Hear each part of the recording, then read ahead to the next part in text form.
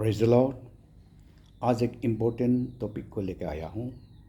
वो टॉपिक है काउंसलिंग। सलाह देना, सलाह लेना, काउंसलिंग। मैंने देखा है काउंसलिंग ले लेने का कारण बहुतों ने रुपया खोया, टाइम खोया, बहुत नुकसान उठाया। फॉर एग्जाम्पल, एक लड़का इंजीनियरिंग पढ़ने गया, 4 साल पढ़ा, सर्टिफिकेट लेके आया, चीफ इंजीनियर ऑफिस में नौकरी के लिए गया, रजिस्ट्रेशन करने के लिए गया, तो पता चला कि उसका कॉलेज रिकॉग्नाइज ही नहीं है। कितना नुकसान हो गया। और एक लड़की एएनएम पढ़ने गया। 2 तरीका एएनएम होता है, एक असिस्टेंट नर्सिंग मैनेजमेंट, एक ऑक्सिलरी नर्स एंड मिडवाइफ, 2 तरीका है। और वो 12 पास करने के बाद, 10 पास करने के बाद जा सकता है, लेकिन वो लड़की 12 पास करने के बाद गया, वो भी एएनएम उसको किया जो असिस्टेंट नर्सिंग मैनेजमेंट है। तो वो पास होके आया, हेल्थ डिपार्टमेंट में गया, नर्सिंग काउंसिल ने उसको बताया कि वो तू असिस्टेंट नर्सिंग मैनेजमेंट किया है, वो एएनएम नहीं बन सकता। तो उसको बहुत दुख लगा। क्यों दुख लगा? क्योंकि उसने जाते समय काउंसलिंग नहीं लिया। अच्छा, तरह बहुत एग्जाम्पल है। और कुछ लड़का, बहुत स्मार्ट लड़का, ट्रॉमा टेक्नीशियन पढ़ने के लिए गया, पहला बार निकला है, first time in Arunachal Pradesh, तो फर्स्ट बेस। तो लोग ने सोचा ये तो फर्स्ट बेस है, नया सब्जेक्ट है, ये पढ़ लूँगा तो हमें नौकरी मिलेगा। लेकिन उन लोग ने किसी को भी काउंसलिंग नहीं लिया। पढ़ने गया, 2 साल पढ़ा, सर्टिफिकेट लेके आया, सोचा कि नौकरी मिलेगा, लेकिन मिला नहीं। जाते समय में किसी को भी पूछा नहीं, कोई सीनियर से एडवाइस लिया नहीं, क्योंकि पढ़ने से तो होता नहीं है। वो सब्जेक्ट का नौकरी है कि नहीं, पुश क्वेश्चन है कि नहीं, उसको मालूम नहीं। अपना बुद्धि से बुद्धिमान होके चला गया, लेकिन नुकसान हो गया। तो इसीलिए सम्मति नहीं लेने वाला, काउंसलिंग नहीं लेने वाला नुकसान उठाता है। एक लड़की 12 साइंस पास किया, तो मेरा पास आया, क्या पढ़ेगा? मैंने बोला सबसे ईजीएस्ट सब्जेक्ट पढ़ो। साइंस पढ़ने से डॉक्टर इंजीनियर बनना बहुत मुश्किल है, उससे तो सबसे इजी सब्जेक्ट पढ़ो और तब करो, तुम्हें कोई रुकने नहीं सकेगा। उसने आर्ट्स लिया, ज्योग्राफी लिया, टॉप किया, अभी सर्कल ऑफिसर है। इसीलिए सम्मति लेना बहुत ज़रूरत है। तो आज मैं बाइबल के आधार पे आप लोगों को सम्मति के बारे में बताना चाहूँगा। बाइबल में लिखा है, प्रभाव 11 का 14 में लिखा है कि जहाँ सम्मति नहीं है, where there is no counsel, people fall and fail, but in multitude of counseling there is safety। लिखा हुआ है। आपका सेफ्टी कब आएगा? जब आप काउंसलिंग सुनोगे तो आपका सेफ्टी होगा। जब काउंसलिंग नहीं सुनोगे तो गिर जाओगे। और काउंसलिंग 2 तरीका से आता है, 2 जगह से आता है। परमेश्वर की इच्छा के अनुसार, परमेश्वर का दास का द्वारा अच्छा काउंसलिंग होगा तो आप जीत जाओगे। बुरा काउंसलर सदन की ओर से आएगा तो आप हार जाओगे। तो इसीलिए अच्छा काउंसलिंग आपको समझ पाना थोड़ा मुश्किल है। तो इसीलिए अच्छा आदमी के पास जाओ, बड़ा आदमी के पास जाओ, समझदार लोगों के पास में जाओ, ज्ञानी लोगों के पास के जाओ। और अपना बराबर का से काउंसलिंग नहीं होता है। तो इसलिए काउंसलिंग का सबसे पहला हम लोग मूसा का जीवन में देखता है। मूसा नाश होने वाला था, थक के ख़त्म होने वाला था। सुबह से लेकर शाम तक आदमी को ही बात सुनते रहना पड़ता है। परमेश्वर का साथ समय देने के लिए समय ही नहीं है, क्योंकि सब आदमी उससे बात सुनने के लिए, सलाह लेने के लिए आते रहता था, सुबह से लेकर शाम तक। और आदमी लोग को सुबह से लेकर शाम तक खड़ा करने देता था।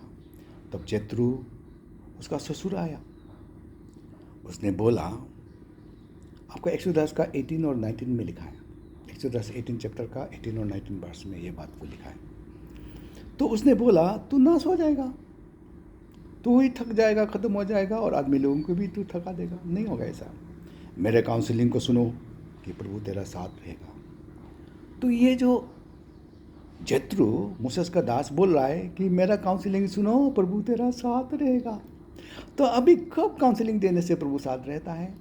यानी कि जेत्रो प्रभु का दास है, मिडियन का प्रिस्ट है, उसका अंदर में मूसेस 40 इयर्स ट्रेनिंग लिया है, तो इसलिए मूसेस का गुरु है।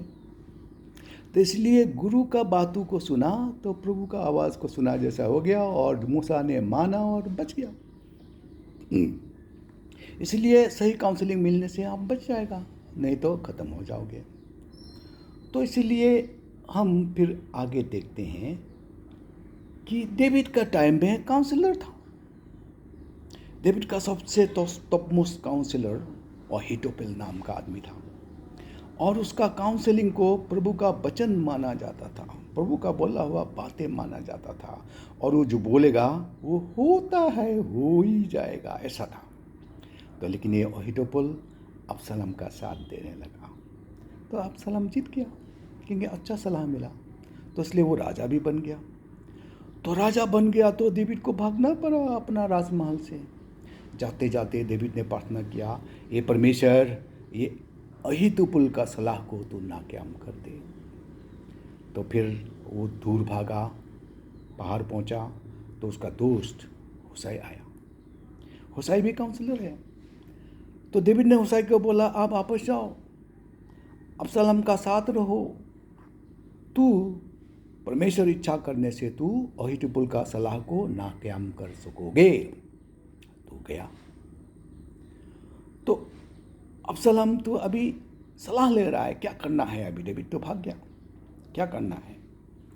तो अहीतोपेल ने सलाह दिया कि भागने वालों को ख़त्म करना आसानी है, जो ताक के खड़ा होता है लड़ने के लिए उसको ही जीतना मुश्किल है। भाग गया है तो क्या है, उसको आराम से मुझे कुछ आदमी दे दो, मैं जाके उसको ख़त्म कर दूंगा। लेकिन अबशालोम ने बोला नहीं, हम दूसरों को भी पूछ के देखेगा। हुशाई को पूछ के देखा, तो हुशाई ने बोला, इस बार अहीतोपेल तो अच्छा सलाह नहीं दिया, क्योंकि सेरेनी का बच्चा को चुराने का बाद में सेरेनी जैसा गुस्सादार होके रहता है, वो ऐसा ही डेविड होगा। अभी डेविड बहुत गुस्सा में होगा, तू जानता है कि बहुत तो वीर है, अभी उसका जाने से अभी नहीं होगा। तो इसलिए हम सारा इज़राइल को एक साथ लेके उसका विरुद्ध लड़ेंगे, हम जीतेंगे। तो हुशाई ने ऐसा सलाह दिया, और अबशालोम को अच्छा लगा, तो अहीतोपेल डिप्रेस हो गया। उसका सलाह अभी नहीं मानता है तो सलाहकार बनने का क्या फ़ायदा, उसका सलाह उत्तम नहीं हुआ तो सलाहकार क्या बनेगा, बोल के वो आपस जाके फांसी लगा के मर गया। ये है सलाह। अभी डेविड का सलाहकार था, अबशालोम का भी बहुत सलाहकार था, और डेविड का बच्चा सोलोमन का भी बहुत सलाहकार था। अभी सोलोमन मर गया, उसका बेटा रेहोबोम राजा हो गया। तो राजा का एगेंस्ट में जेरोबोम कुछ बातें लेके आया, तो उसने सलाह मांगा, रेहोबोम ने सलाह मांगा, और सोलोमन का, उसका पिताजी का बुजुर्ग लोग उसको सलाह दिया, और उसने फिर अपना दोस्त लोग से भी सलाह लिया, और रेहोबोम बुजुर्ग का सलाह को नहीं माना, उसका दोस्त लोग का सलाह को माना, और जैसा माना ऐसे ही बोला, ऐसे ही किया। इसका कारण देश दो भाग हो गया। तो इसका मतलब है, आपका उसमें लिखा हुआ है 2 शमूएल 17 चैप्टर में लिखा हुआ है ये बातें। तो इसीलिए आपको अपना दोस्त का बराबर से सलाह लेने से, आपका दोस्त कितना जानता है, आपका बराबर ही जानेगा, आपसे बढ़कर नहीं जानेगा, और आप ज़्यादा जानेगा होगा उससे भी, दोस्त से भी। तो इसीलिए दोस्त से सलाह लेना ठीक नहीं है। सलाह लेना है तो बुजुर्ग से लो, ज्ञानी से लो, बुद्धिमान से लो, तो सही रहेगा। तो इसीलिए सलाह तो लेना हमको ज़रूरत है, लेकिन सबसे अच्छा सलाह सेल्फ काउंसलिंग है। Self counselling is the best counselling. तो वो फिर सेल्फ काउंसलिंग आप कैसे लोगे, तो उसको जानने के लिए हम थोड़ा वचन से देखेंगे। हिब्रू रोमन 12 का 2 में लिखा है, इंग्लिश में लिखा है, do not confirm to the world, ये संसार के सदृश्य मत बनो। Transform yourself by the renewing of your mind. Transform करो।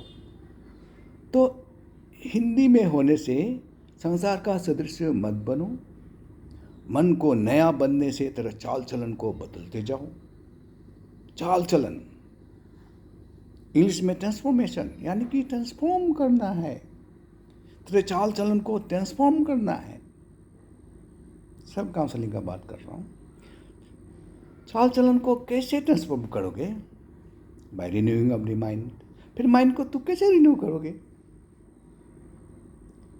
और माइंड का काम क्या है? माइंड का काम और कोई तो कुछ तो नहीं, सिर्फ सोचना है। Mind has to think, only think, only think, then it has to command the body to act, there the action comes up.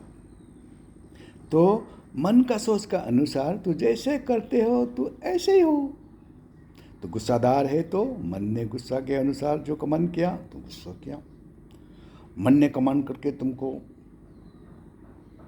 Revenge लेने के लिए बोला, तो मन जैसा कमांड किया तो ऐसे एक्टिंग किया, यानी कि तू तेरा मन का अधीन हो। लेकिन प्रभु कहता है मन को नया करने से। मन को कैसे नया करोगे? एक ही उपाय है। और मन तो बहुत बुरा है, मन से कभी अच्छा उत्पन्न नहीं होता है, वहाँ नहीं है।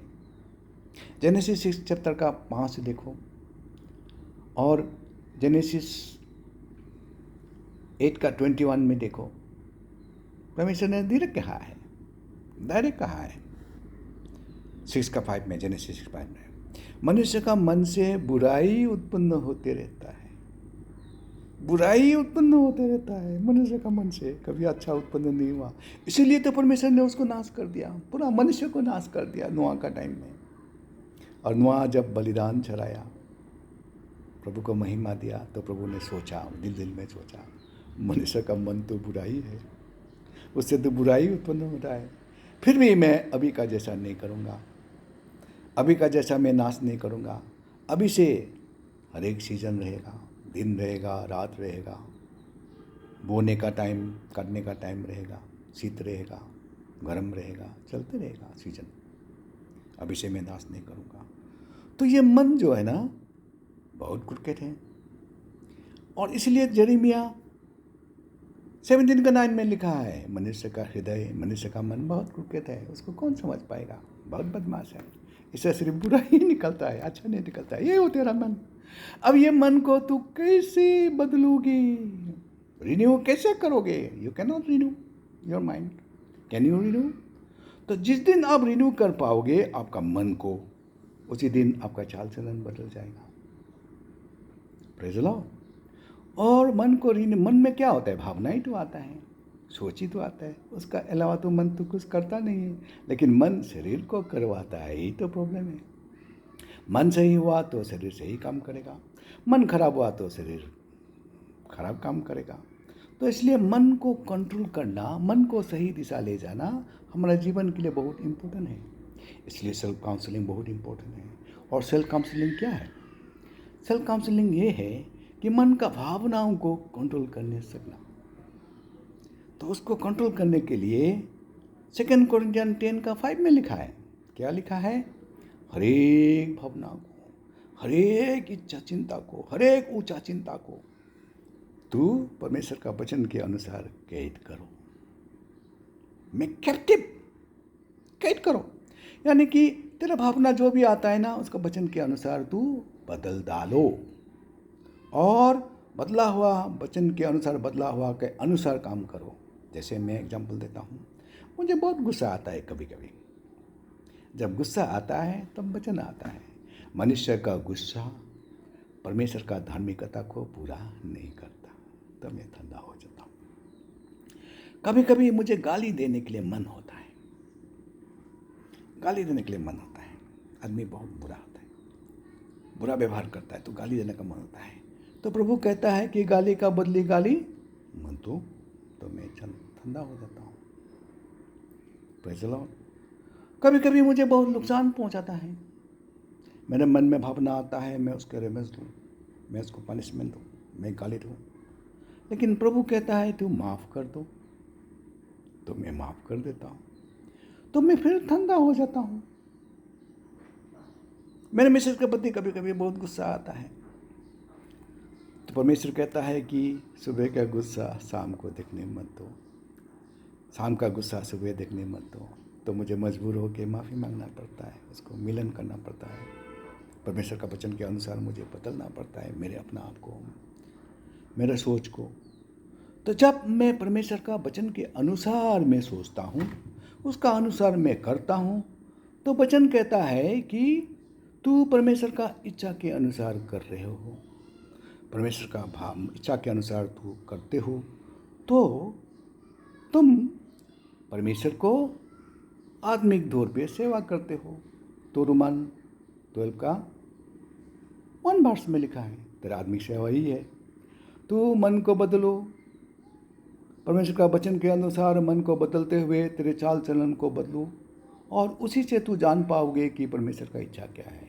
और परमेश्वर का इच्छा क्या है? परमेश्वर का इच्छा वचन है। वचन तेरे भरपूर हो गया, तो वचन के अनुसार तेरी भावना को ठीक किया, तो you are counselling yourself, you are becoming a good counsellor. अगर आप अपना आप को काउंसिल नहीं कर सकता है, वचन पढ़ने का टाइम नहीं है, वचन याद करने का कैपेसिटी नहीं है, पढ़ने का जानता नहीं है, तो सुन लो ना, ज्ञानी लोग से सुन लो, वचन जानने वाला लोग से सुन लो, पास्टर के लिए से सुन लो, और जो सलाह देता है वो सलाह को आप मानोगे तो अंत में आप ज्ञानी हो जाएंगे ना। ज्ञानी का बात को मान के आप काम किया तो ज्ञानी हो गया। बुद्धू का बात को मान के आप काम करोगे तो आप बुद्धू हो जाओगे, गिर जाओगे। प्रेज़ लो। इसलिए सलाह बहुत इम्पोर्टेंट है। इसलिए आज से हम सलाह लेने सीखे, अपना बुद्धि से बुद्धिमान ना हुए, अपना बुद्धि को मार के दूसरों का बुद्धि को समझ पाए, उससे भी बढ़कर अपने आप सलाह लेने का देने का कैपेसिटी रखें। वो एक ही उपाय है कि वचन से हम भरपूर हो, हर एक भावना को वचन के अधीन करें, तो मैं अपना आप को सलाहकार अपना आप ही हुआ, और मैं दूसरों को समझ पाऊंगा कि वो उसका सलाह सही है न गलत है। इसलिए परमेश्वर आप सबको, सुनने वालों को आशीष करे कि हम सबको सलाह लेने का मन दे दे और सही सलाहकार पाए, और हम संसार में जयवंश भी बढ़कर जी पाए। ये वचन सुनने वालों को प्रभु आशीष करे। Thank you.